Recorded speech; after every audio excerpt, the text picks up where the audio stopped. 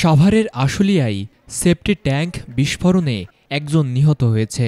এ সময় আহত হয়েছে আরও অন্তত ১০ জন। সকালে আশুলিয়ার ভাদাইল দক্ষিণপাড়া এলাকার রহমতুল্লাহর বাড়িতে এই ঘটনা ঘটে। খবর পেয়ে পুলিশ ও ফায়ার সার্ভিস ঘটনাস্থল পরিদর্শন করেছে। পুলিশ জানায়, সকালে আশুলিয়ার ভাদাইল এলাকার টিন শেডের ওই বাড়িতে ভয়াবহভাবে সেপটি ট্যাঙ্ক বিস্ফোরণ ঘটে। এ সময় টিনশেড বাড়িটি ভেঙে চুরমার হয়ে যায়। ঘটনাস্থলে মারা যান বাড়িটির কেয়ারটেকার আব্দুল রব্বানী। এ সময় নারী ও শিশুসহ আহত হয় অন্তত ১০ জন।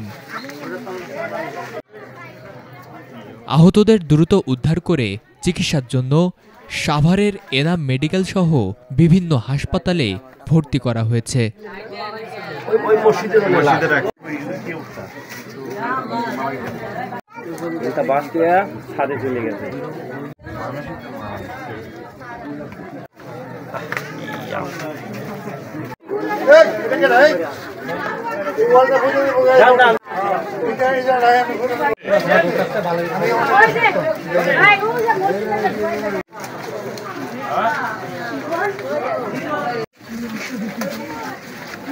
তাহলে পরে দাঁড়াতে দেওয়া লাগে নাকি এখানে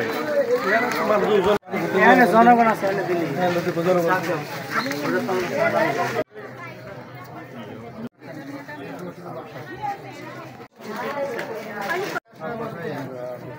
রাইতে আমার কাছে গুন্ডা মাংসের ওই মসজিদের